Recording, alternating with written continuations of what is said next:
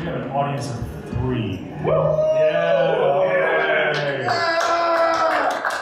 Late night MAGFest. This is 11 p.m. on Saturday. I can't believe I'm doing this, but yeah. So I'm guessing you guys are all faithful devotees of the Jam Clinic at this point. Thanks for coming by, because you're going to hear me talk a little bit about what Jam Clinic is, and what the possible future might be. So I'm actually hoping for other people to show up. Charlie Rosen might actually show up, along with maybe Robbie Vincent and Dominic Sacchetti and some other notable figures of the MAGFest community. But that said, you guys are going to kind of hear me, and I am actually going to expect you guys to provide me and Jesse feedback on how things are going. Welcome. Now we got 4 people. Yay! What's your name? I'm Daniel. Daniel? Feel free to sit up in front, or you can sit in the back if I repel you. Don't worry. So Jam Clinic, you guys, and Jam Shop, really, where you're sitting in. Yeah, this has been 5 years. So Jam Clinic began in, well, I guess technically, Quasi, you should step in if you can. Or not. Or not. One of my staff members decided to on us. But Jam Clinic officially started in 2015, but the story goes back way further than that. So you guys know about the Jam Space down Eastern Shore, right? So, hey, welcome. We got 2 more people. We got 6 people. 6 maybe? 6 people. That's what maybe? Over 2 minutes. One more. There's 1 more piece. Okay, welcome. Thanks for coming in. See familiar faces out there. Where did they go? All right, let me wait for some. I'll restart. I'll start over. Yeah. Wow. Yeah, and Brian Foster. Thank you. Yeah, let's wait a few minutes here, or moments. Thanks for coming to this, guys. It's been a really long day for all of us, and it's been.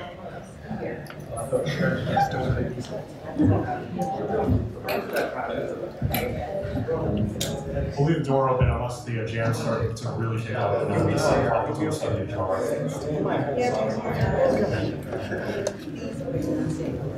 So since this is being recorded, that camera over there, you guys are going to see me talk for a little bit. I'm not trying to be unfair to Jesse. I'm just talking about. Don't listen to me.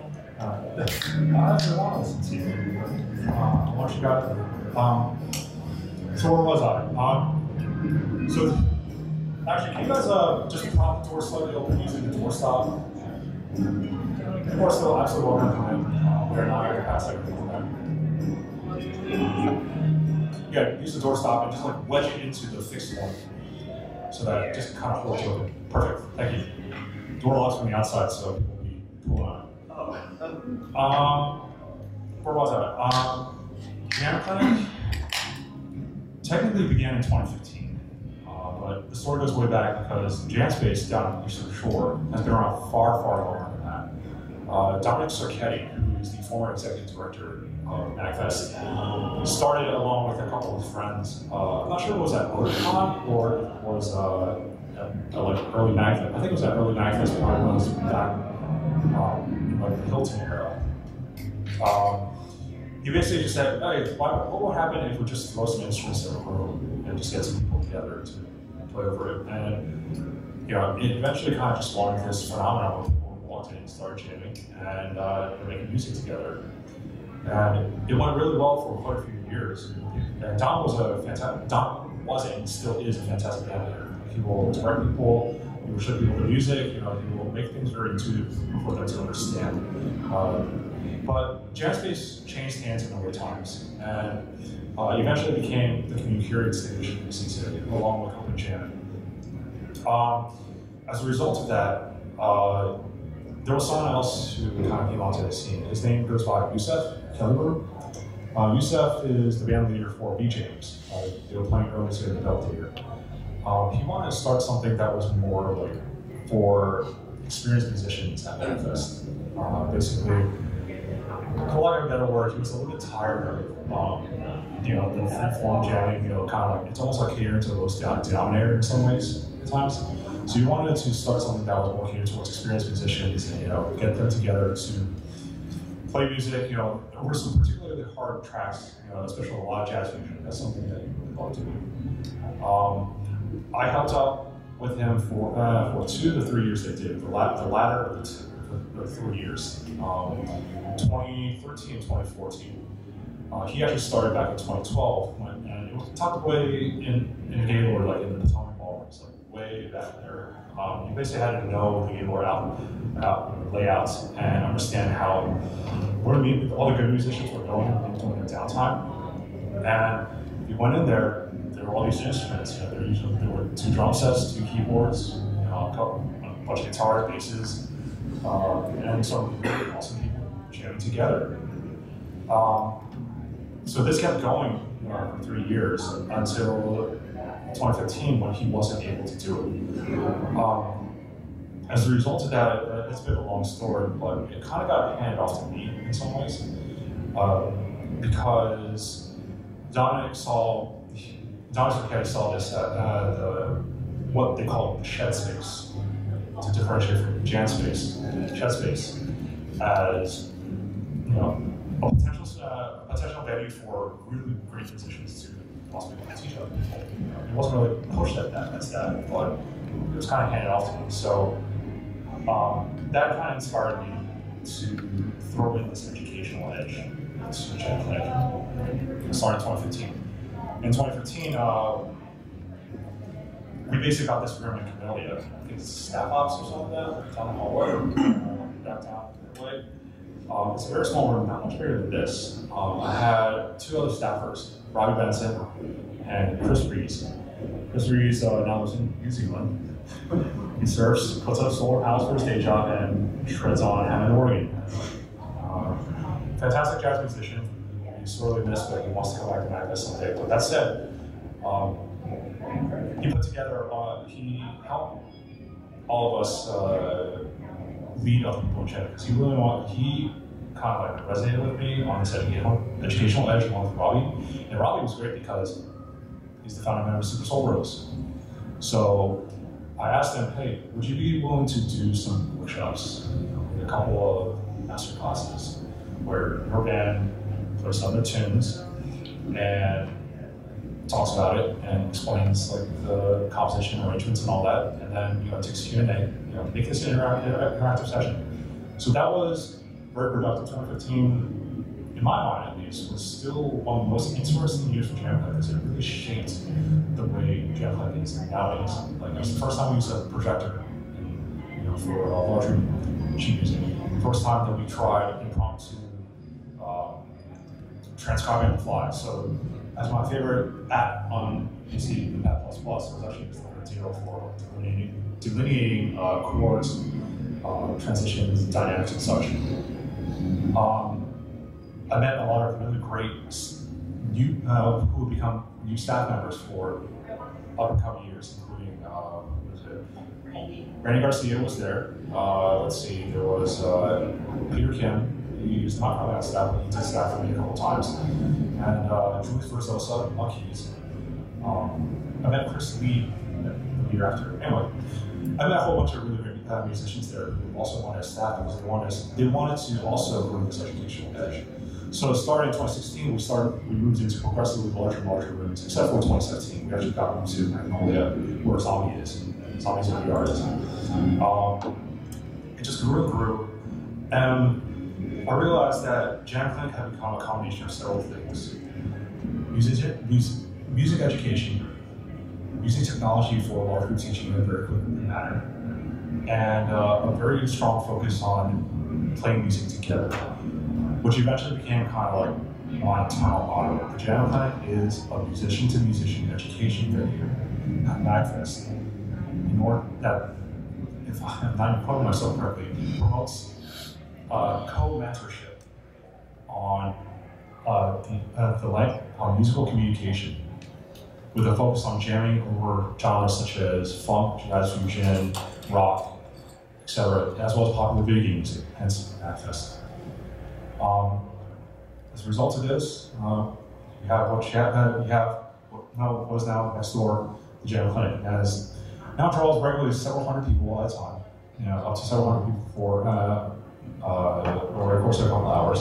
Hey, welcome. Hey, Thank you. Thanks for coming. Absolutely. There's nothing in here except Coke. Sort of a problem. Okay. Yeah, she's taking it up for me.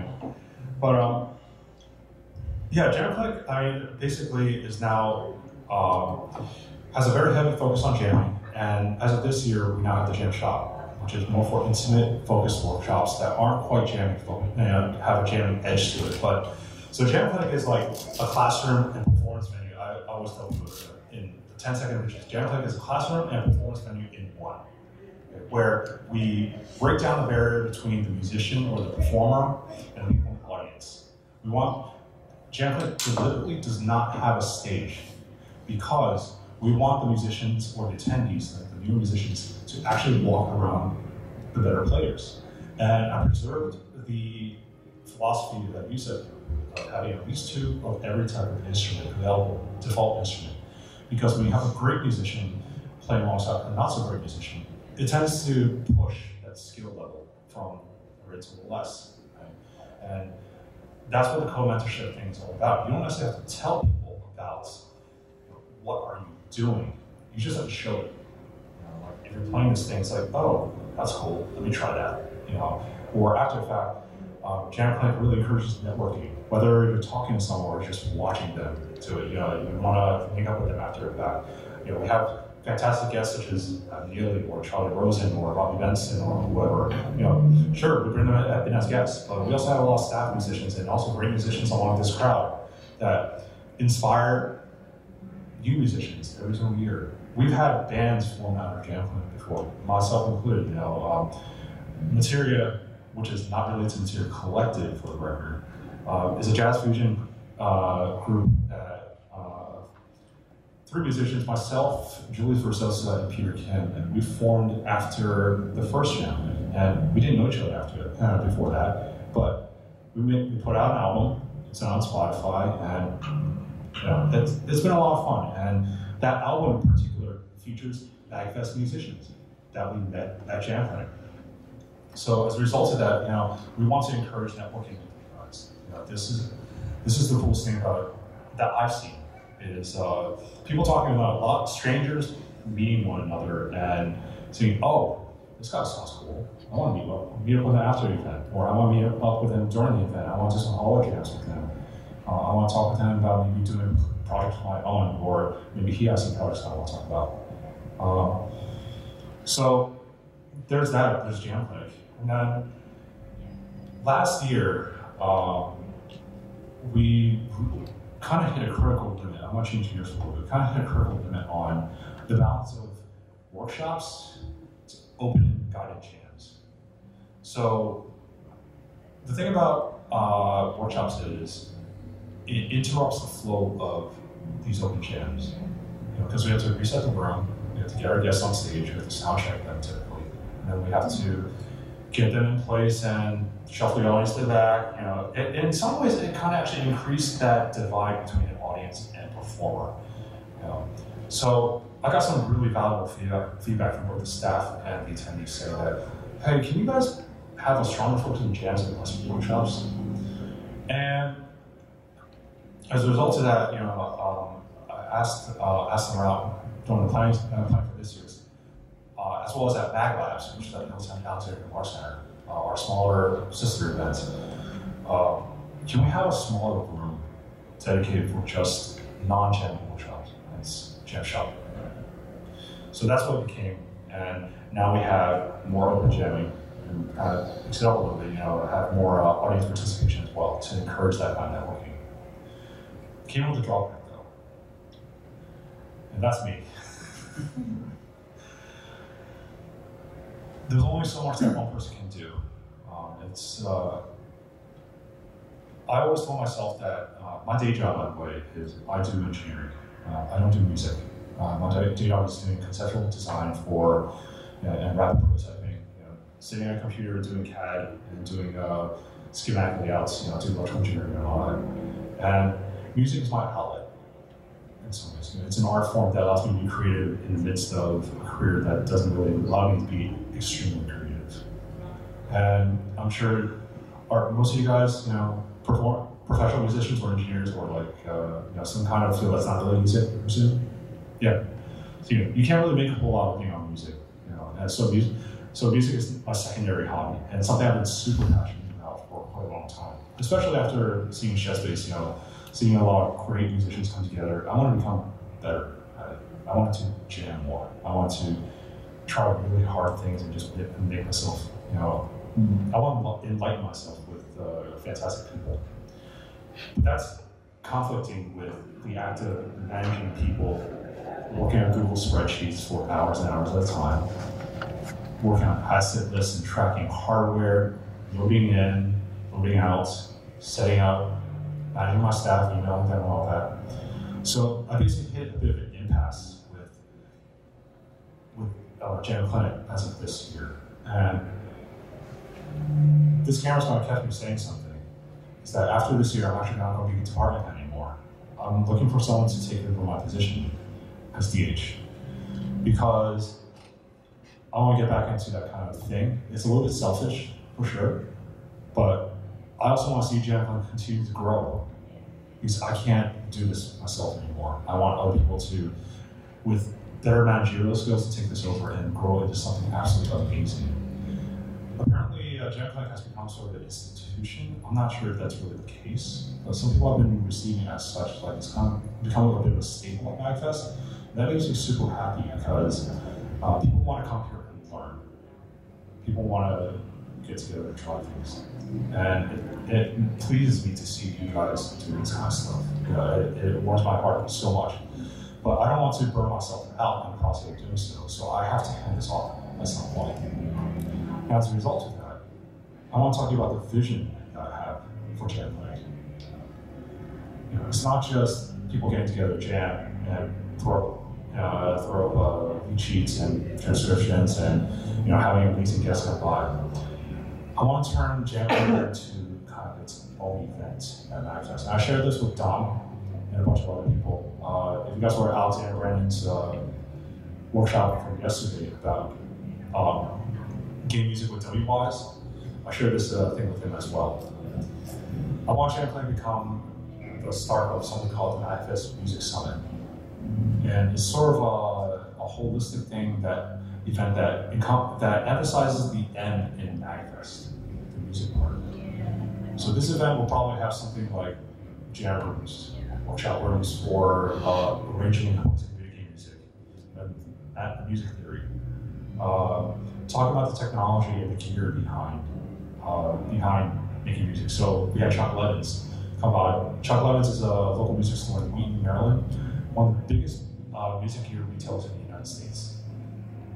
They brought synthesizers, drum pads, electronic percussion, and keyboards for people to try for 4 hours. For the MAGFest Music Summit, I want this to be the whole weekend thing, where we have retailers come by to not only show off their wear, but also talk about the insider view. What's it like being a new salesperson? What's it like pushing gear to masses? What's hot and not? It's a bit of a NAMM thing. Have you guys ever been to NAMM? Has anyone ever been to NAMM? It's basically an industry trade show for it happens in Anaheim, California every January, I think. And you meet some fantastic artists there, the gear that they endorse, as well as the retailers and the manufacturers that push this kind of stuff. So MAGFest Music Summit is going to be like a clone of NAMM. It's more like an insider view of things. It's also great. I want it to be a networking event. I want, again, just like Jam, professionals talking to amateurs, amateurs talking to professionals, and amateurs want to become more like professionals. So that's kind of my aim for it. Anyway, that's the 5-minute description of the thing. And I don't know if this vision is appropriate or not. I want to see how things go, because I want to see what you guys have to think on this. Actually, I got a question. How many of you guys have been to the Jam Clinic for just this year? Is this your first year at Jam Clinic? Okay. Second? Third year? Fourth? It's only 4 years, right? 4 years? It's only 4 years of Jam Clinic. 5 years, since 2015. Since when was it? It's really cool that I got diversifying. So the whole show I've been here for 3 or 4 years. You've seen the evolution of this event for quite a while. Hey, Chris, thanks for stopping in, man. You can join us at the front if you want and criticize, or you can Criticize with that. Okay. Chris is one of my longtime staffers. We actually met at the second Jam in 2016. So he's been going back for quite a long time as well. So I want to see what you guys have to say about Jam, the way it's evolved, and where you want to see it going. What do you think Jam should do? What should focus on? So I'm open to taking questions. I guess before that, Jesse, you want to talk about how you came to Jamtech and what you're doing right now? Me? Like, Just talk about your experiences real quick. When did you start getting on staff? Because Jess is actually my co-DH, my co-department at this offloads. She actually booked help with working process for Adam Neely and David Boots. So she did a ton of work for this. I tried. I mean, I got involved with Gym Clinic, I guess. Well, Shed Space back in like 2012 and stuff. I don't really know what to say. I mean, it was just like people were jamming. It was kind of cool. And actually, I think it was you who saw me in the hallway or something. You're like, hey. I met you at Oticon. Yeah, you met me at Oticon, but then you're like, and then like Don invited me to MAGFest. I was just playing in the hallway, and you're like, "Hey, you should come out to this place called Shed Space." And I was like, I didn't know. You asked if we had like I guess feedback or like ideas for where things should go. Yeah. I'm just let's go there. Yeah. Who cares about origin story? Yeah. No way to talk about origin stories, I right? figured that. Yeah. But well, I'm gonna actually open up a Google Drive spreadsheet so you can actually watch me take notes, and I want every one of these comments to be recorded some way, somehow, so we can integrate it to download. Sure. Yeah. What's your name? Tony. Okay. I guess I'm not doing it because Google Drive is not connecting with me. Notepad. Okay. What do you have to say? Yeah, I mean, there's a few things. Just to kind of set the scene, I've been here since like 2013, and I've been going to the jam spaces here and there. And what I noticed with the Jam Clinic is that it's not as well. There is less jamming, but there's not much. I haven't noticed like education during the jams, right? Like I think the person running it today was asking, like, who was saying, "What did we learn after each jam session?" But I think the first 2 days of MAGFest, there wasn't much of that when I was attending Jam Clinic. Another thing is it's not as I guess inviting to musicians who aren't as good, right, or aren't as confident rather, right? There's a ton of like awesome musicians that are intimidated by it because everyone knows each other, right? If it's your first year and you show up at Jam Clinic, like there's very few people that are just going to get up there and start playing. I think it was more inviting today than it has been the rest of the con. Okay. Yeah, that's. I think that those are the greatest hits. I didn't know if you had any like questions about this. This is the one burning thing I had. No, we should keep an eye on this. It's very useful because we want to keep the experience consistent, but also moving upward, trending upward, like making it better over time. And I mean, I do sincerely apologize if Jam Clinic seems intimidating. I want my staff to understand that. One of the big things I try to push on my staff is using something called adaptive leadership. Understanding that, hey, when there are great musicians on stage, you should make it relatively hands-off. When there are new musicians on stage that need a little bit more hand-holding, you should give them a bit of resistance. Trying to diffuse the tension by encouraging them to play, but you don't necessarily have to solo or anything like that. You at least listen first. Or try different methods. This isn't about that. It's about if somebody goes up, like for example, there was one instance today where somebody came in with those like keyboards you blow into and it makes a noise, right? Yeah. And, yeah. So she was on the fence about even getting up there, right? And it took some encouraging to get up there. And then once she got up, she was awesome, right? Everything was great. That's awesome. Everything was positive, right? There was a new drummer that came up, right? That he felt comfortable getting up there and doing it. I did not see a lot of that in scenarios where people were encouraged to come up, right? I think there's a lot of hostility towards any deviation from the exact video game song, right? Like we can't put like a funky spin on it or like something that's not what it exactly sounded like. You actually do bring up a good point, and it's tough because with increasing number of lead sheets that we're, our library of lead sheets tonight, it's hard to diverge from that. Lead sheets are in some ways an easy, cheap book, you could say. Like fake books are for, for straight up jazz and what have you. Well, so I don't mean like deviations in the live, right?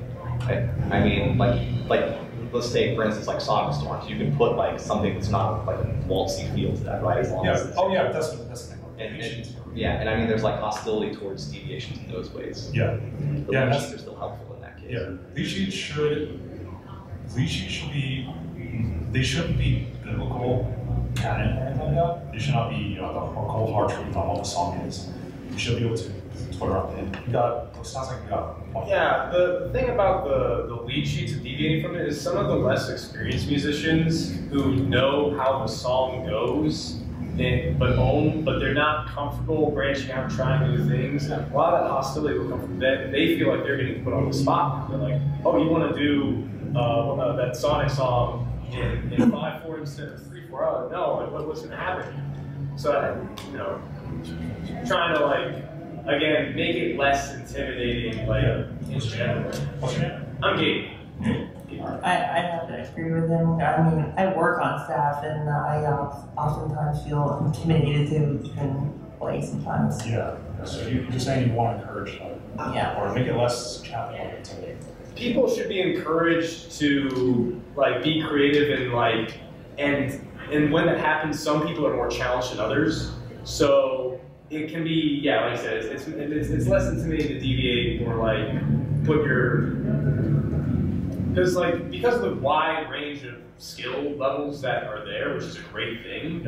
Some people are less comfortable than others. Yeah, I feel like I feel you because I feel like I'm definitely like the lowest skill member of the clinic, and like I work here, and sometimes I feel like I don't even like get up there because you get intimidated because you're just like, oh shit, you guys are just like. And that I think that defeats the purpose, right? Yeah. Harder is not.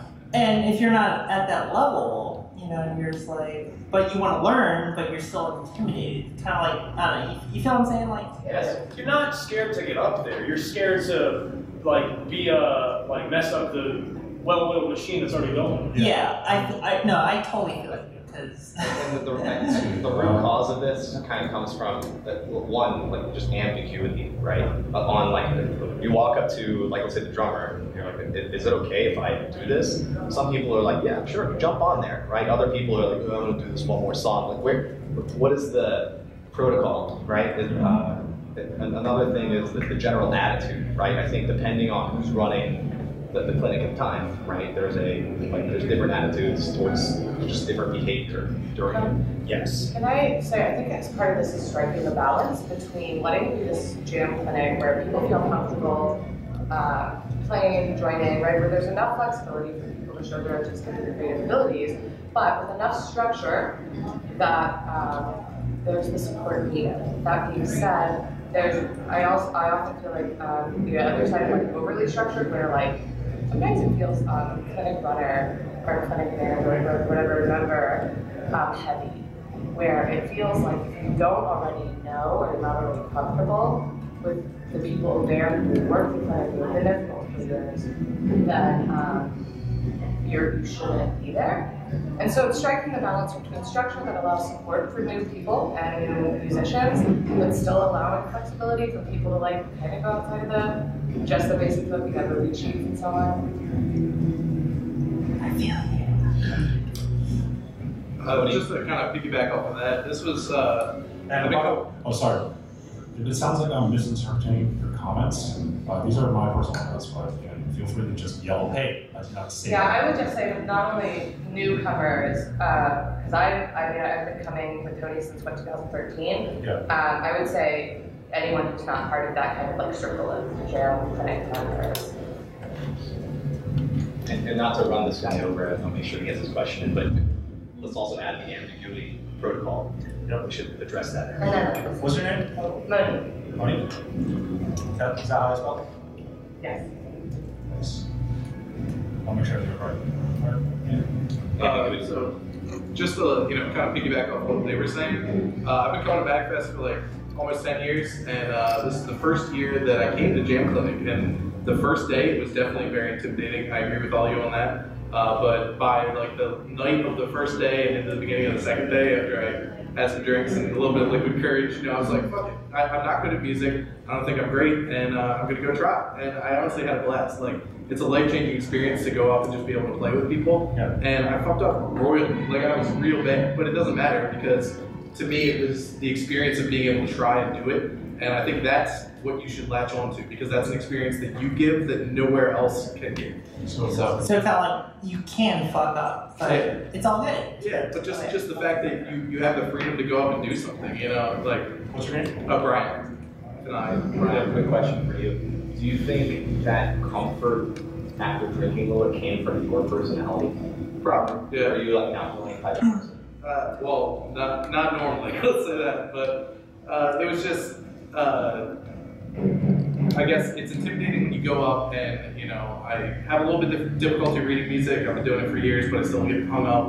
I don't know all my chord symbols and everything, but like, once I tried it, I was a lot more likely to try it again. But the first jump is intimidating, but once you're up there, it's a really enjoyable experience. Okay, so this is gonna, of course, kind of echo all of these. So it's my first MAGFest and my first Jam Clinic, and I was absolutely terrified because although I played flute for a long time, I had not played 6 years prior to yesterday. So being there before the actual how to jam sessions that they had, like the beginners and the intermediate, was absolutely terrifying. But after going through the beginners how to jam and actually getting up there and doing it, I absolutely loved it. I jammed through the middle. I jammed through the end. But then one thing that I do definitely notice is I did a lot of sight reading when I was studying flute, and that sight reading is probably the only thing that was able to carry me through. Especially as a melodic instrument with the lead sheets.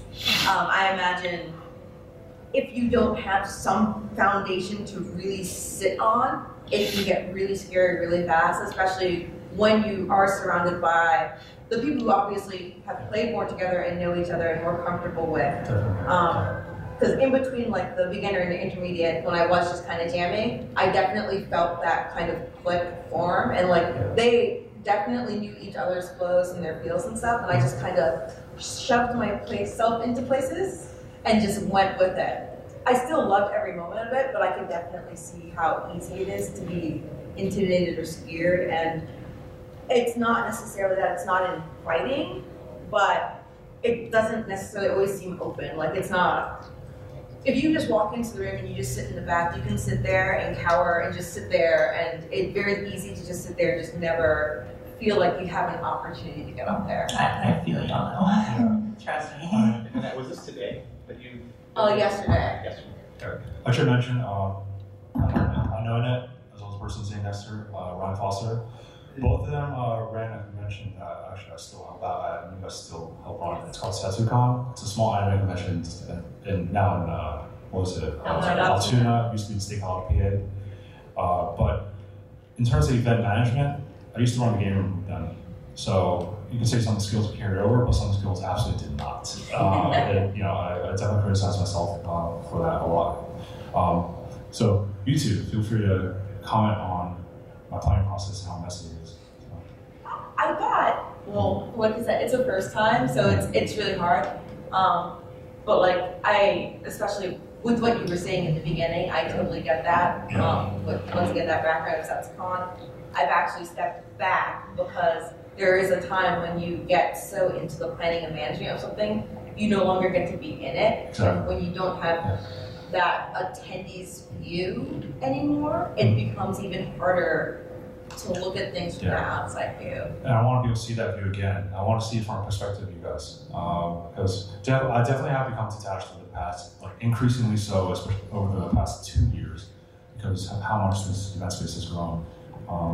When you get sucked into a purchasing process, think about what assets you have to buy, you no longer really think about people as much. You start thinking about receipts and putting them into transactions and such. So. sorry, I wanted to ask a quick thing. Yeah, sure. What is your goal with like here? Is it to elevate musicians or? My goal is understand what you guys have to say and think, and to help pass on these notes as part of our feedback process, and hopefully continue to grow this event. So I mean, for the clinic, I guess moving forward, is it to get the feedback from everybody and kind of alter that moving forward, or is it? I mean, just utilize it as much as possible. You know, it's part of the planning process, the best I could say, because jams are so attendee driven. I want to start letting back into the process. It should not be about getting the room set up or assets or anything. It's about you guys. You know, the MAGFest.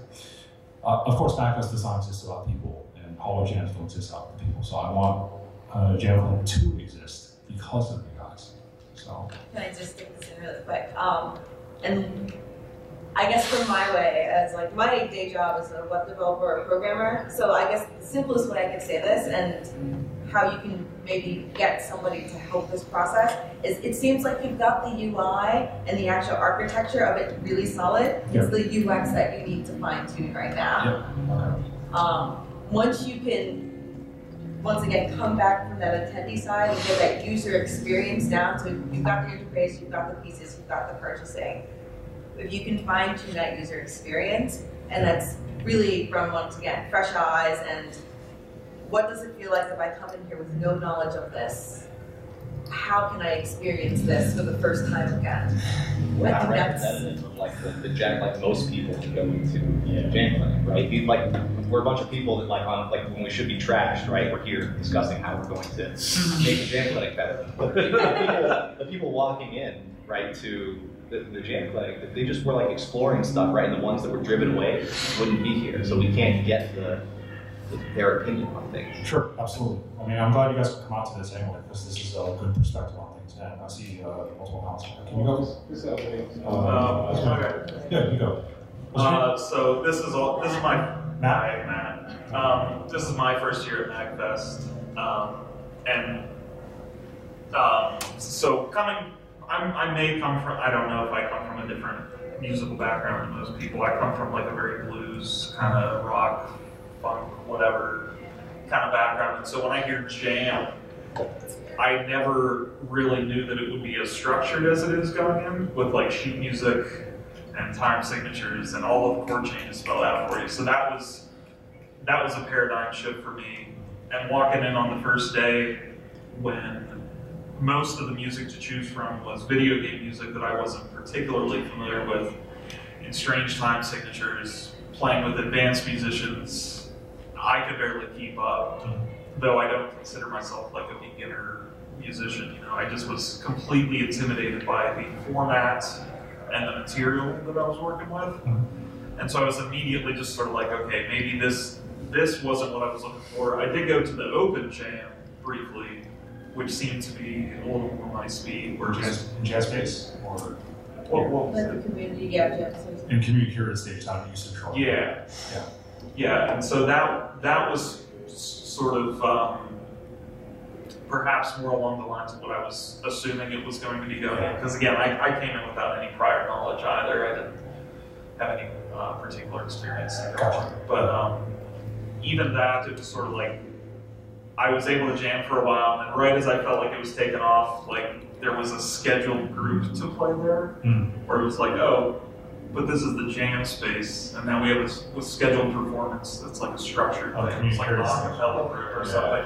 And then I had to leave, like right as I was like kind of getting into it. So it was a combination of those experiences that I wouldn't say completely put me off to it, but it, to a degree, I think it did. Okay. So I'll have to find a way to phrase that. Let me think about it. Yeah, I just, my expectations going in when I hear jam, I guess was far less structured than it ended up being. I have to admit though, my musical diversity isn't as great as it should be, and I definitely have to explore more. So I appreciate that insight.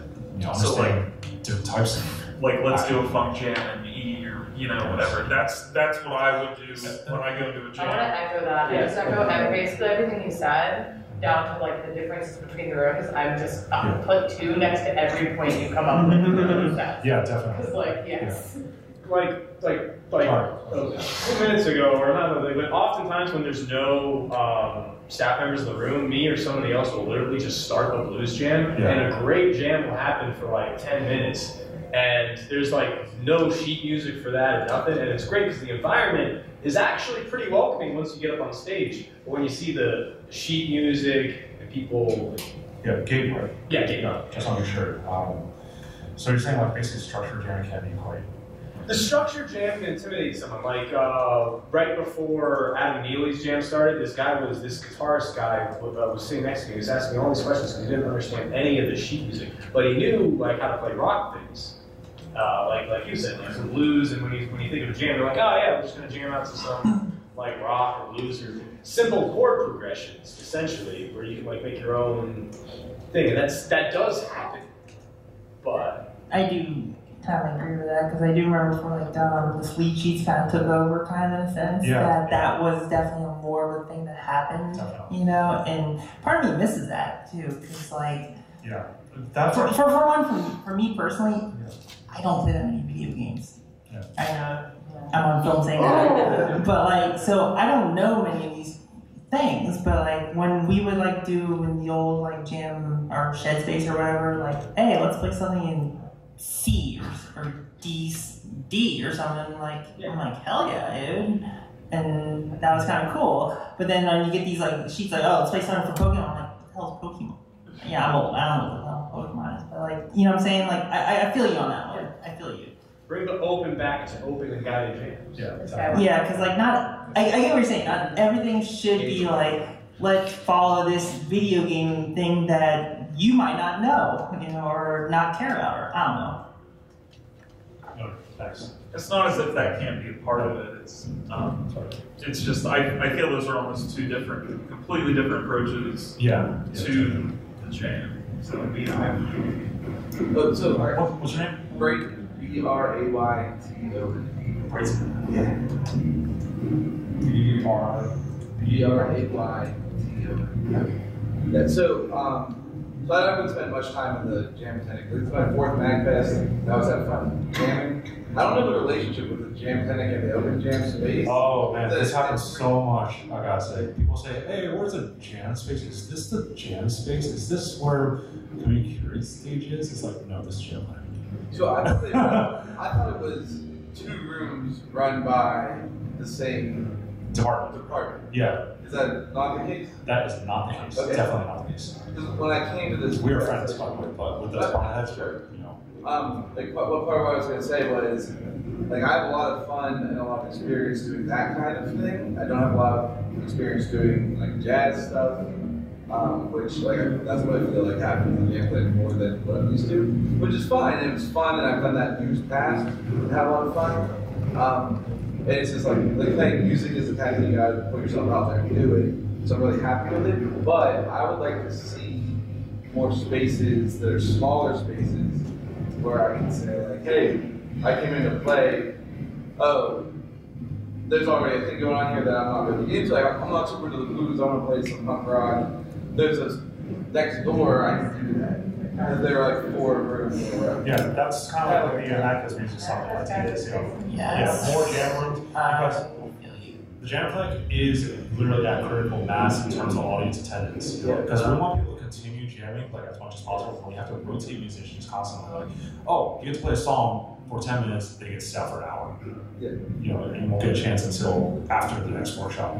So that's actually where having more staff would be so handy, but you know, of course, it compounds. But that's a great point. The other thing to relate it to that was, like, I didn't do it. So on a plus side, real quick, this year I saw a lot of sessions that I thought were inviting people in, like learn to jam, intermediate learn to jam, like intro to music theory. Like, it was inviting more when you look at the schedule this year than last year, per se, 4 years in the past. So that was cool. But like, I'm willing to bring equipment and like share it with people to use. Like, I don't want my stuff to get stolen, right, or destroyed. But like, I didn't do a good job like being active in Discord before MAGFest or anything like that. But like, if it was possible to help people to facilitate having more equipment, I think that more people would bring stuff. Like I bring my drum set, but I'm not gonna do it and then try to store it in the hotel room. Yeah. You know what I mean? But if I could be like, oh yeah, there's a space. Brayden signed up to bring a drum set for a room to be cool. You know what I mean? So I don't know how that goes. So right now, it's primarily staff that bring equipment, but actually that number has been going down. I've been pushing to make that go down. So unfortunately, contrary to what you've been commenting, is because we've had staff provided equipment get damaged in the past years. Like I've been bringing my DW drum set for 4 out of 5 years, and I stopped bringing it this year because transporting is a pain. I always say everything sucks about drums except playing it.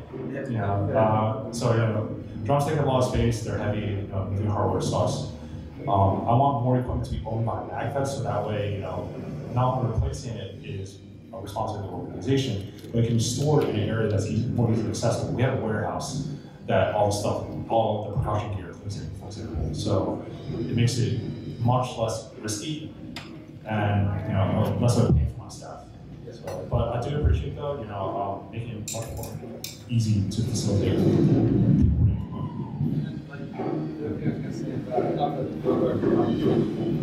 But like the way that the land area works, like where if you can check stuff in, you can check stuff out, I feel like it would be. I don't know. I'm suggesting a lot of work for other people. No, just good feedback. Just some thoughts I had. So yesterday I brought my keyboard, and it's big, it's heavy, it's a keyboard. I just left it in the jam clinic for the whole day. I don't know if anyone noticed if it took that much space. But I felt comfortable leaving it there because there's a lot of staff. But I was always like, I kind of felt nervous. I was like, no, way to ensure that it was definitely going to be safe there. Me just like taking a risk and just leaving an instrument out there. Like if somebody, acted like they knew what they're doing, they just pick up and walk out with it. Yeah, definitely. So I just echoing what you said. Find a better way to check in, check out equipment. This is something we currently coordinate with Tech Ops because they have a barcode-based system and printing labels. You maybe slap a label on your, temporary label on your equipment, scan the barcode. It's in our inventory, and when you leave, scan it out and verify it's tied to your badge, right? Yeah, I think it's tied to your badge. Yeah. So two-factor authentication for equipment, essentially. So that's good. It's good to know. Okay. Any other comments, criticisms like that? Just kind of piggybacking off what these guys said. Name, by the way? Brian. Yeah, I was. Sorry. Change seats. Yeah, I couldn't hear anybody back there. I'm sorry about that. Basically, it seems like there's a pretty big gap between the experienced players who know what they're doing and they're trained in specifically the jazz improv style. Like that's what lead sheets are from. You know what I mean? People who don't play jazz don't really work off lead sheets. It just doesn't happen. But it's the kind of jazz idiom versus the pop, free-form world music. A lot of us learn video game music just by figuring it out, and that's kind of the gap.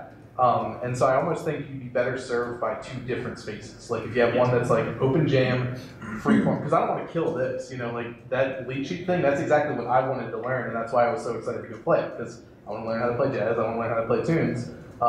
But it is very intimidating, and it almost gives you a delineation between the two, where it's like, you just want to jam, the actual definition of jam, just do whatever the fuck you want, you can go here, and if you want more like organized, like we're playing tunes, we're playing changes, we're trading solos, you can go here. Jazz clinic. I feel you.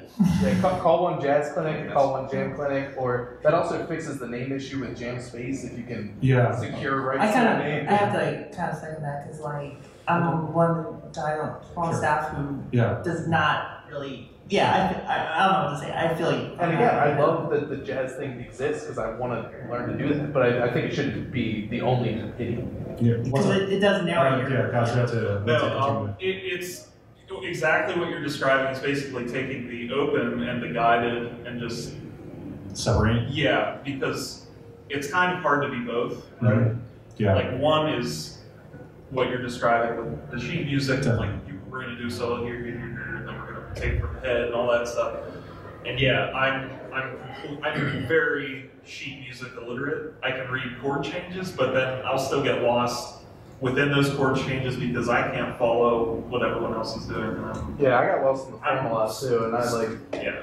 I think if you do that, I'm from the bonehead rock and roll blues school of just Yeah, like you really limit yourself when figured you out do my that. ear and I can like play all day long. But yeah. So but I don't like he said I don't want to take because that's if I knew how to do that stuff, that would be really cool.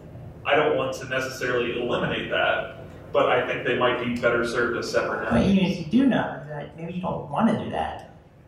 Yeah, or like he said, I could just kind of peek in and learn a bit, but I like having the two options. I think would be really cool. Right now, there's already a space, right? That does that. There is jam stage, but yeah, it's more community stage. And it's run by a different group, and they also use that same space for the exactly like scheduled things. It's not open most of the time. The first year I came to MAGFest, So I was just answering your question because there are Thor showcases.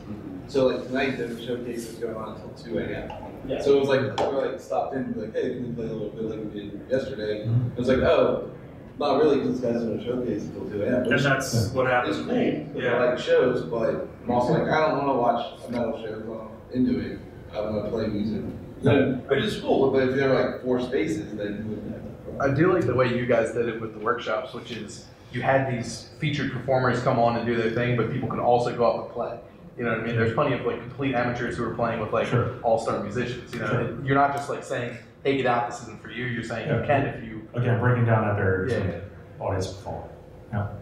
So what I'm really thinking, like, I guess what I'm really hearing from this is, I guess there was I don't want to say lack of clarity, but it wasn't necessarily as obvious the difference between the jam clinic and the jam spaces and the open jam and the guided jam. Just don't use the word jam. Yeah, too ambiguous. like, I do love like the guided like, and I will say like once again like for me being like a classically trained strict musician, those lead sheets were my lifeboat trying to get into that jam space, and like I'd done a little jazz, like I loved that, absolutely loved that thing, but I definitely do get it. Like I know he learned from air and just from feeling around. So if you could somehow just. And it's not even like, I know people don't read the programming book, let's be honest, if you put the description, they're probably not gonna do it. Yeah. But if there's some way to make that apparent when you first walk in the room, just like, here is what you can kind of expect from this room. Sure.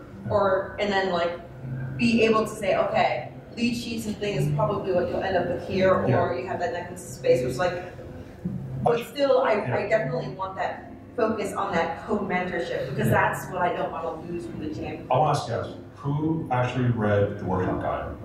Who saw the workshop guide? Oh, I think you posted on Facebook group? I read that. You read that? I saw it. They might see it in the MAGFest announcement, Twitter or Facebook. Yes, I saw it on Facebook. Facebook. They might actually read it. What Facebook? I wasn't even aware of it. They posted it on the It MAGFest. it was posted like 2 weeks ago. Yeah, it's been updated steadily until it is. Okay. Yeah, because I read through the first like I don't know, day or 2 and then skimmed through after that. Yeah, I only saw it not last night. I think Friday night was the first night it had come up, even though it was falling in the first week. What you said gave me an idea, because going off what you said about the 2 different spaces, you guys are already transcribing this video game music to make lead sheets. You could transcribe it again to make it something that, because she said that sheet music was her lifeline, and you were saying like you're intimidated by the sheet music.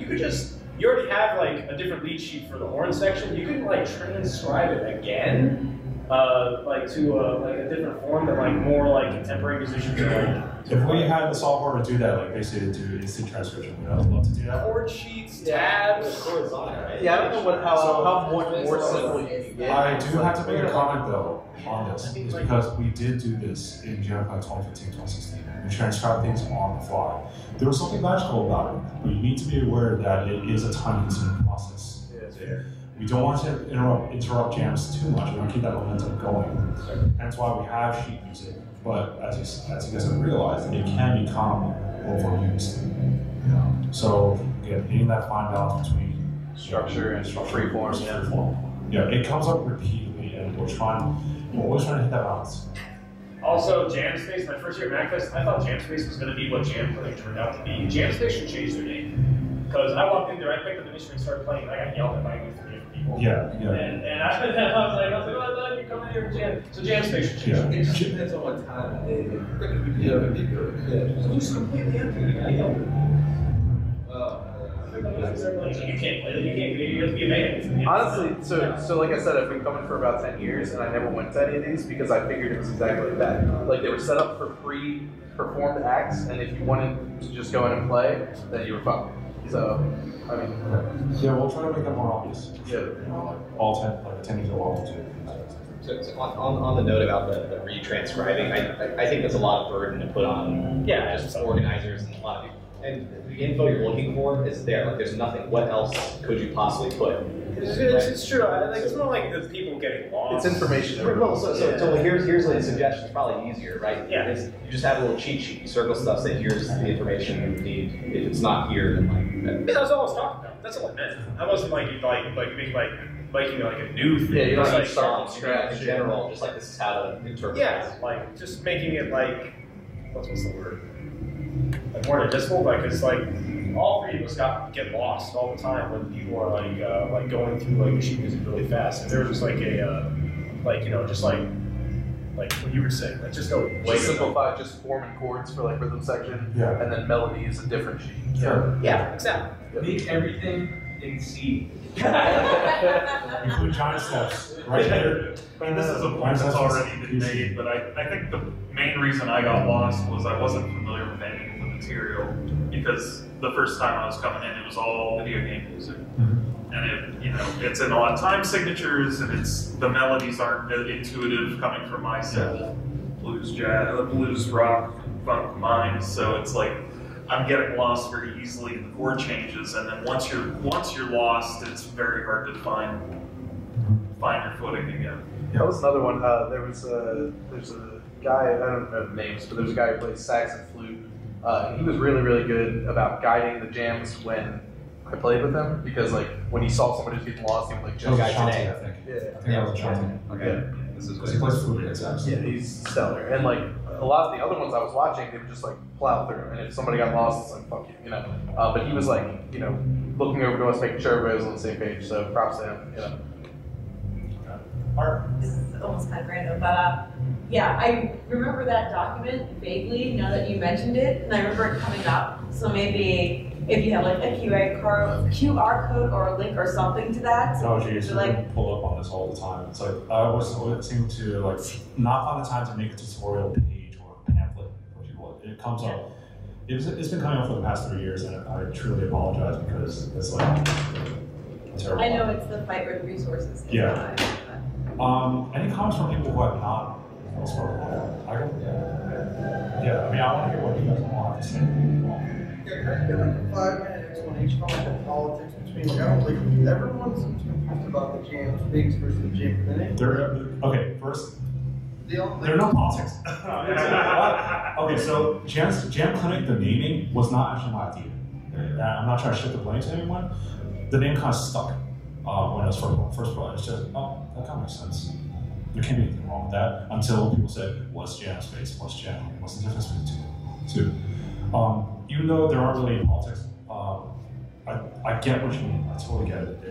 Like every time someone says like, are you confused? And like the answer seems to always be like, well, that's not us. And it's like, well, if everyone thinks like, how hard is it to be one if it's so hard to be separate? And like, I don't know like what the difference is, or like why would like it's confusing that like they would have like again like with the showcase like this is everyone said this already, but like with like the showcases and like the open jams down there, it's almost like they're like this like like amateur stage. Third stage essentially, like second or third stage essentially. Yeah, kind of thing. Versus like I mean I don't know how much room you guys are given, but like with an extra room of just like this is just like the free flowing whatever thing that like takes that off of them kind of thing. But if that's like part of the identity and like I don't know if you guys like. I would presume that's part of their established identity right now, but that's something I would definitely have to talk with their DJ, the DJs of Jam Space and Human Curated Stage, and see what their views are on this for sure. Yeah, I'm Garth. Like G-A-R-T-H. G-A-R-T-H, yep. And so for me, last year was both my first MAGFest and also the first time that I just went out to the jam clinic. It's also kind of the first time I even knew what the hell jamming was, because my experience with jamming was mostly people who basically listen to jam bands like Fish, and I mean, for me, I kind of like rolled my eyes at that because I wanted lots of structure, lots of, you know, reading music, I guess a little more of the classical style of that kind of thing. But going to Jam Clinic last year, it finally kind of clicked for me, and I went, oh, that's what this is all about. And that little bit of serendipity of, oh, let me just check this thing out, and then going, oh, this is actually something I would probably enjoy. But for me, then that's kind of, what I'm trying to get at is mostly the experience level of coming from me of just almost nothing about really just improvising music. For me, it was seeing the music, I go, okay, I can follow along, but then if I were to improvise, I'd be like, I'm sorry, I can't really doodle over this. I'm just gonna keep it really basic. And I feel like that might be a little bit of might be some of the intimidation, or just like the skill that is displayed by some of the musicians here is fantastic, and then you feel kind of inadequate. Yeah. Even if you get up there. I sympathize with that because, and also I have to say my views on this whole thing is a bit skewed because I started on chess base, which is already, you kind of like jump in the deep end with, you know, you're kind of just thrown into it, and Yusef was already a fantastic musician. He plays like 3 instruments really, really well. Yeah. And then he kind of just showed me how to become a better drummer on the fly. So it really, my views on Jam Clinic are not the same as yours. I want to be able to see it more from your perspective as well. So. Yeah. So, but it's, I mean, the main thing that I have seen a lot have been people coming in with instruments and then never unpacking them and then leaving. And I'm thinking, there are plenty of staff who are trying to encourage people to come up and to play and to do all this stuff that if I had more technical skill in playing, I definitely would. I would want to, but then seeing people just not engaging with that, I'm sure we've gone through a lot of reasons as to perhaps why people don't do that, but I'm just trying to think of, what work can be done. And one of the things that I've been thinking of has been taking both the experience level, splitting that out, but even taking the kind of a second spectrum of the music, the subject matter that's used. So that having like beginner punk or beginner punk metal rock, or the video game music, and then you have experience levels. But I still also, to your original point about having 2 sets of all these instruments, which by the way I love because I have to fly in here and I don't want to take my instruments with me. But I guess maybe the only thing for that might be just more variety of instruments. That'd be really cool. But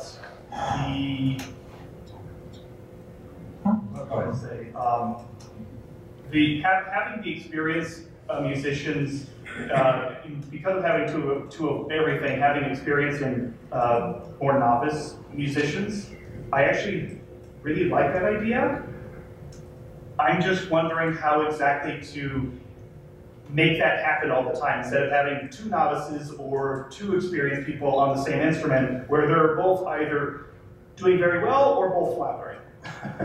That's why we stopped doing 2 drum sets. I think 2016, we used to do that, but when one bad drummer gets in line with a good drummer, it's a slog. It hurts.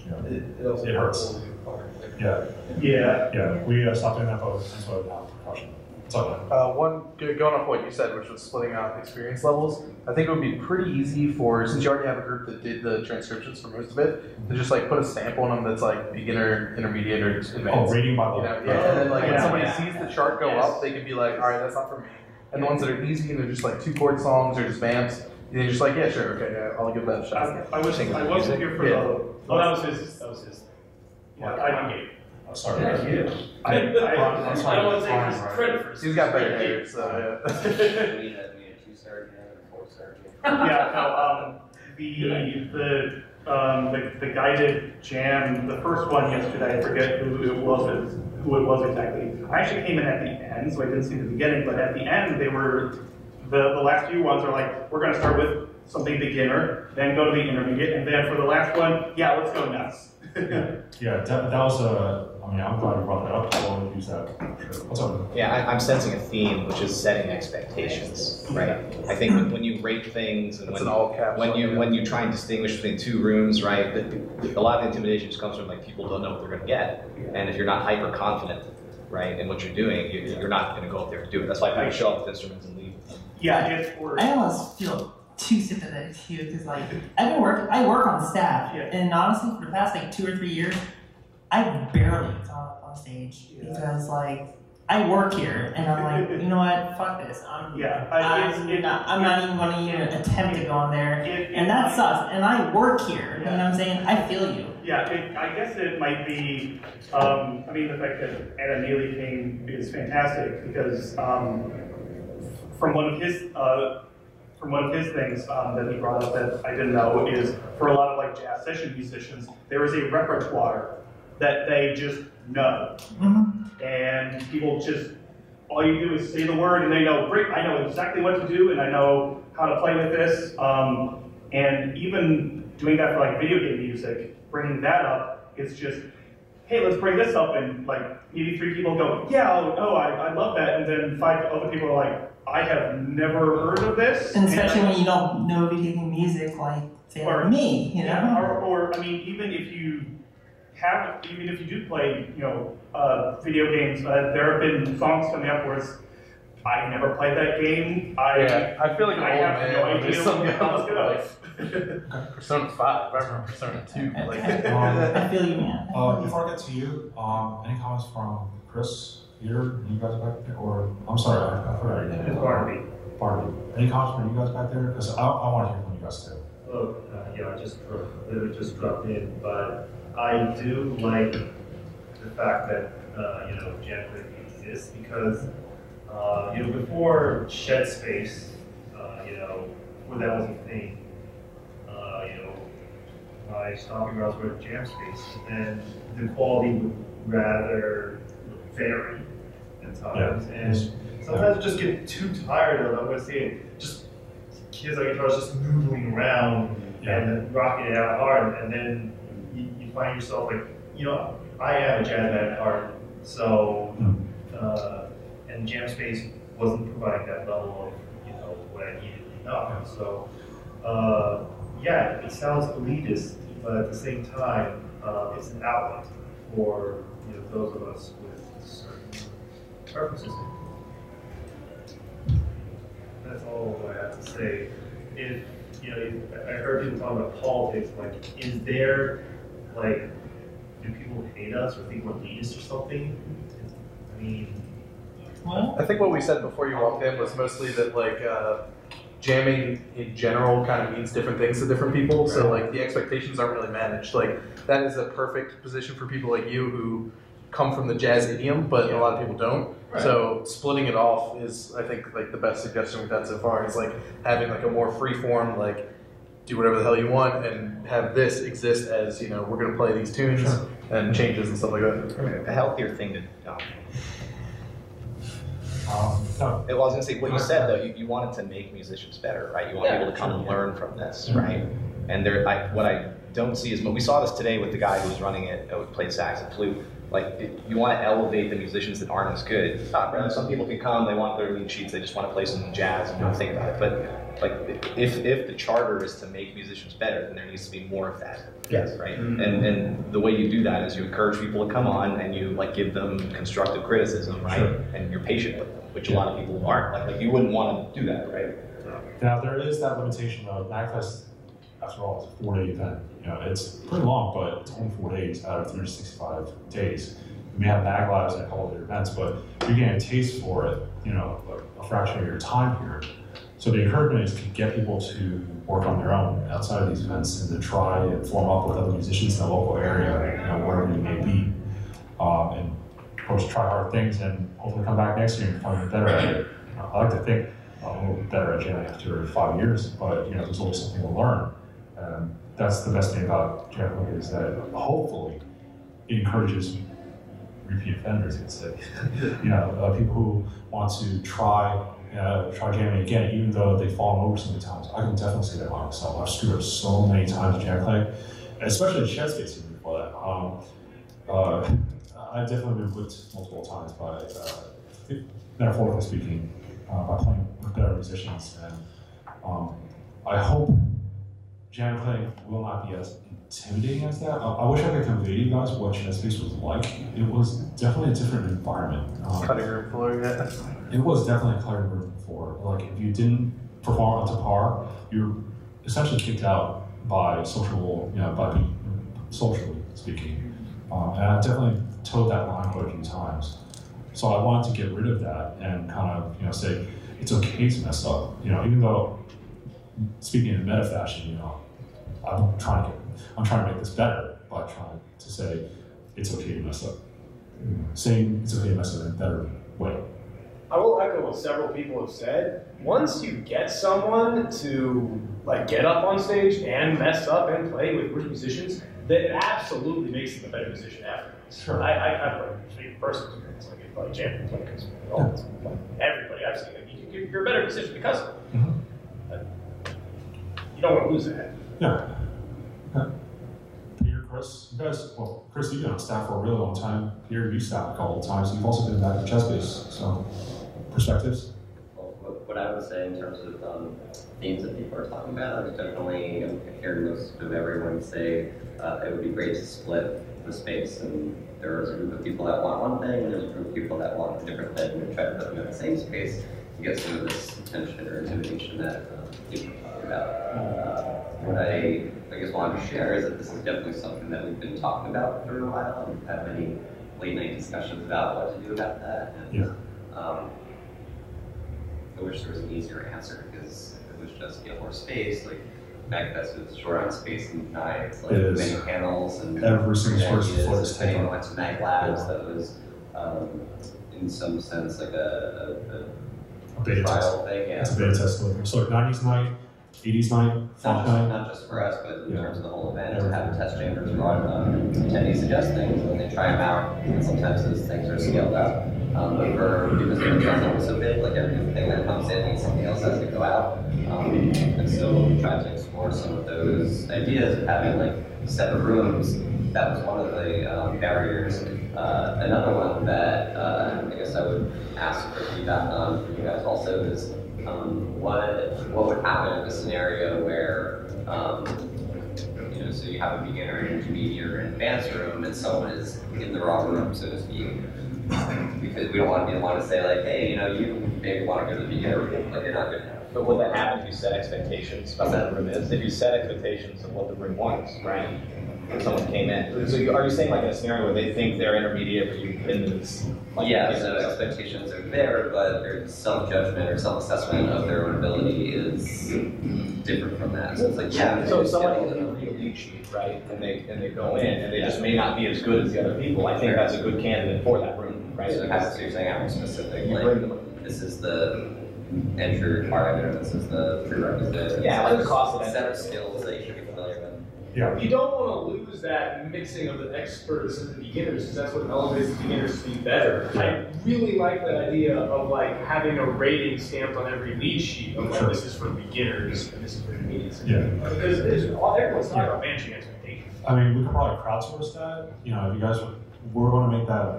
Actually, the lead sheets are publicly available. It's on bjleadsheets.com. You guys want to write that down.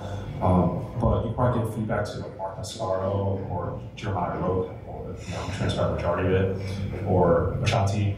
Tell them that, hey, it's a way for us to download these lead sheets, try them out, and give you a star rating on difficulty, and then we'll somehow average them out. Maybe that could be useful for future work.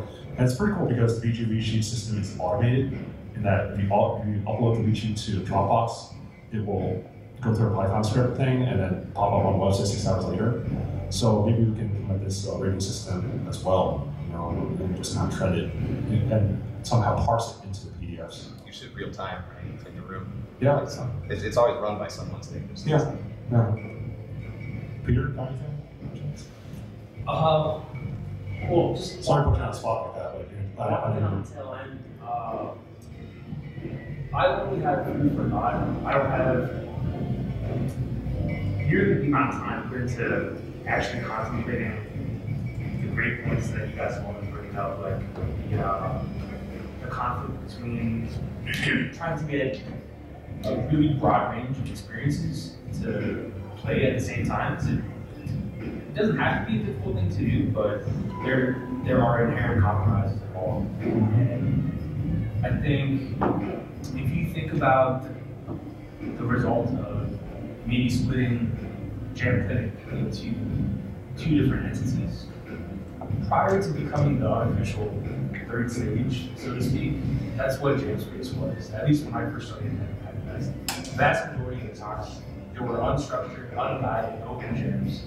And then over the years, different iterations, you saw different kinds of restrictions placed on that event.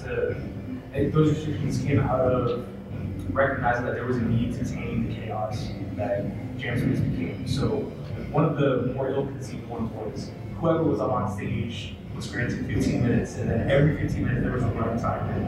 And some guy would ring a buzzer, and then those people would be asked to get off on stage. Momentum would stop, and then you would cycle in, a new group of musicians, maybe with their friends, or maybe like one random person who would invite them to come up. But I think the large part of the appeal of Clinic, like a lot of people mention, is that you hear the result of years of dedication, sweat, and practice. Definitely a lot of professional musicians are in Clinic, but not everybody's professional. Some people are just really passionate hobbyists, like Kevin, myself, Chris. I'm not saying that we're great, anything like that, but when you get a bunch of those people together on a similar skill level and they execute, it gives you something to aspire to. And I say that as someone who was really sucky.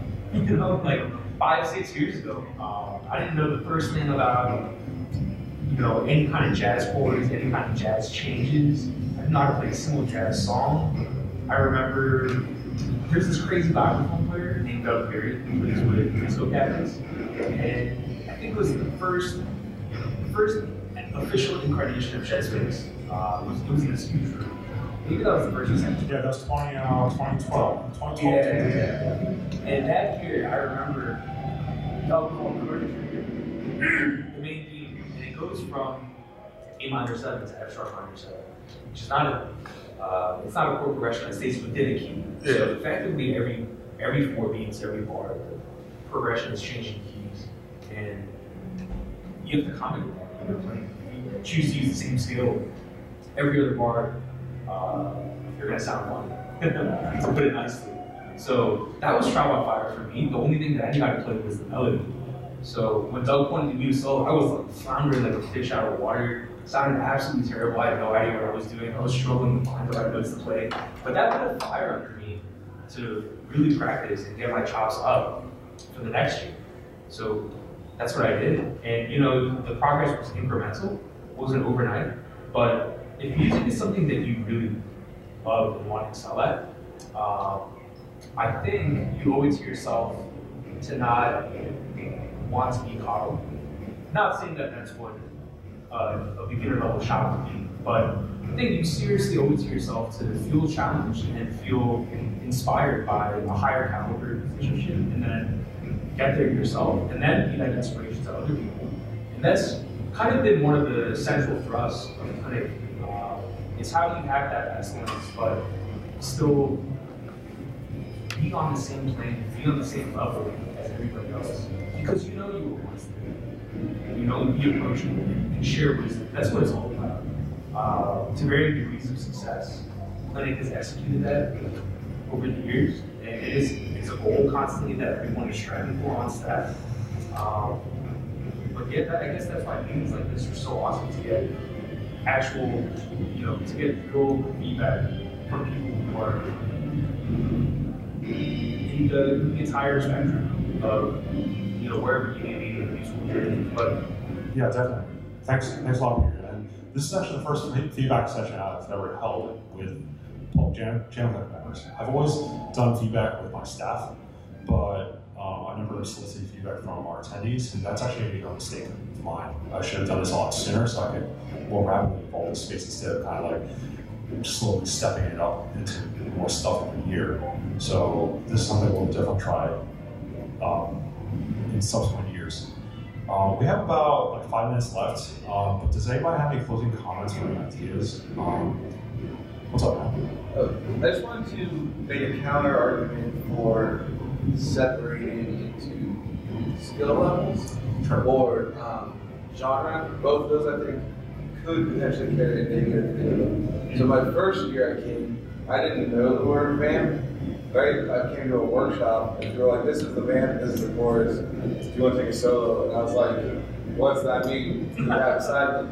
And he told me, I was like, oh, okay, cool. I'm just not from that like a jazz background, so I didn't know those chords. And then I took a solo and I was uncomfortable. Afterwards, people were like, that was great, man. You want to play again later? I'll be back in 7. And that made me feel great. Made me feel welcome. And I told everybody else, you should come to MAGFest. So, like, it is a little dangerous, I think, to lose that. So, if you separate out and say, well, this room's for rock, then you're going to lose the opportunity to mix. Do you guys need transitions? No.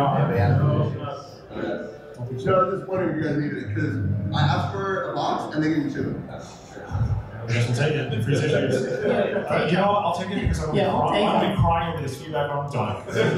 Thanks. Chris, throw at me. Nice. What's up, man? Yeah, just closing comment. So there's 2 different like reasonable suggestions to move forward. I think it's up to you guys or like whatever Jam Clinic leadership is to just pick a direction that it's going to be in, right? Yeah. And execute on that. Yeah. I mean, there are right now it's trying to be all things to all men. There are practical consequences to splitting the room. We need more assets. We effectively have to double our asset needs, and the warehouse is limited as well as our budget every year. We also have to increase our staff needs, and every staff member is different, so we might get 2 different experiences, even though, even if all things are the same, including difficulty and genres. But that said, splitting it out, of course, will make for a much more intimate environment. I love how Jam Shop has turned out because it's a very intimate space, so maybe we can do that. Again, to reiterate, 2015 Jam Clinic, the first one, is still one of my favorite iterations of it because it was much more freeform and ideas were being established at the time that led to what it is today. So it was kind of like kicking that rock off the hill instead of letting it begin building at moss instead of seeing what it is now.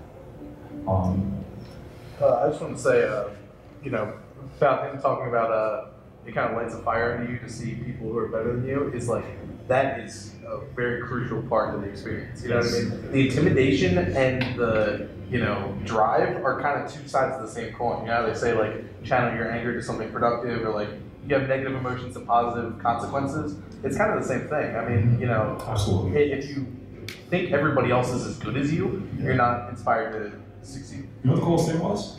Seeing folks like Super Soul Bros and Carlos Eni and Taylor Marine Music sitting in the audience while folks like Charlie Rosen was doing. So there's always something for someone to learn. I'm sure Charlie Rosen or like Adam Neely sit in master classes with better musicians every day. There's always someone better to aspire to, and I hope Jam Clinic will continue doing that. Maybe like lessen the cliff edge feel of you looking up 10 feet into the air, trying to jump to reach that hoop, and more like a gentle hill that you can walk up and slowly become better progressively. It's a skill tier system, you could say, of leveling up 1 level at a time. Say, okay, you got to do this crazy side quest to get 10 levels up, which is nearly impossible, or it takes thousands of hours every time. So. You have hands reaching down too. Yeah, I want to do that too. I want more mentorship. Absolutely. I would very much like to see that. I'm just trying to get my question that I guess for the future would be trying to figure out, hey, how can we get more mentorship? How can we find the partners in here of just, here's this random guy that showed up with a saxophone. Bake it into the culture. Right? Yeah. You're gonna have to bake it in somehow to show that off. What's her name? I'm terrible with names. Garth. That's right. Yeah. And I don't know, maybe it might be something like having a beginner song, but still have all of the, have everyone together in a room of just like, hey, here's this pretty simple song that if you want to go nuts on it, feel free to go nuts when it's your turn. But otherwise, no, it's not that hard for you to just get in and play. Do it again if like people are in the crowd intimidated by the song, they heard someone do it. Yeah, maybe. Yeah, it's like, okay, now that we've all heard this, does anyone want to switch in? Yeah. I'll take one more comment, and then I'm gonna kind of close it out gently because I'm a super solo. I was playing next door, I can hear them. Yeah, it's pretty cool. I think they're doing like a super duper secret set right now, so who knows? I just want to echo what Peter said, that like the first year I came to Jam Clinic, I only showed up, I had no idea what it was, I only showed up because there was I saw on the schedule, like, learn how to intermediate jam, and I wanted to show up that thing, and I tried it, and it was hot garbage. But being in that situation, and like that entire year, I was just like, okay, well, I want to do that again next year, I gotta get better.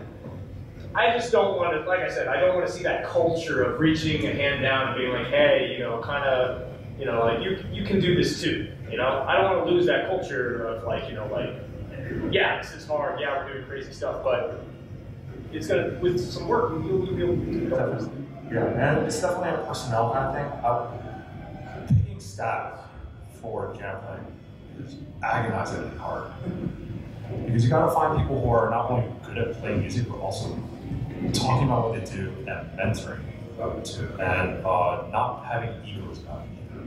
I'm just gonna say it flat out. You can't have an ego coming to Jam Clinic.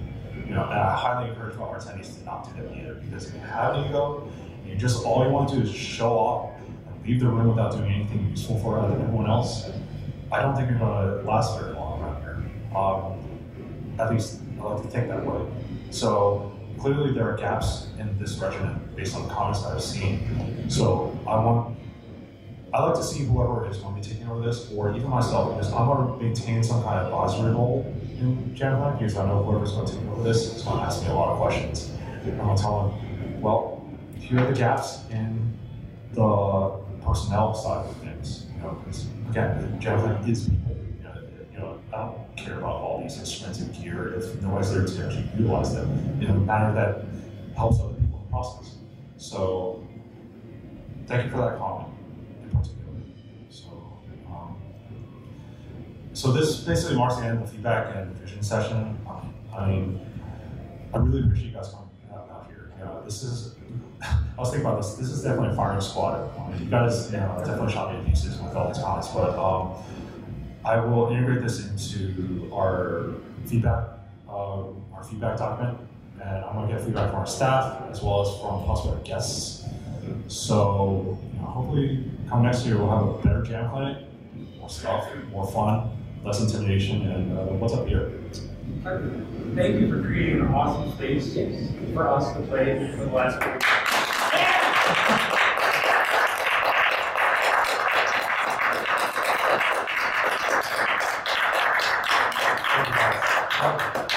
Means a whole lot to me. That's what I hear. I think this marks the last workshop of the day. Tomorrow we'll have a couple of things. I think we have a devotional session here, as well as Iron Jam's final performances next door, and of course, hopefully, open and guided jams. All right. Thanks guys for coming, and enjoy the show next door, and hopefully they'll actually invite you onto the stage as well. Thanks.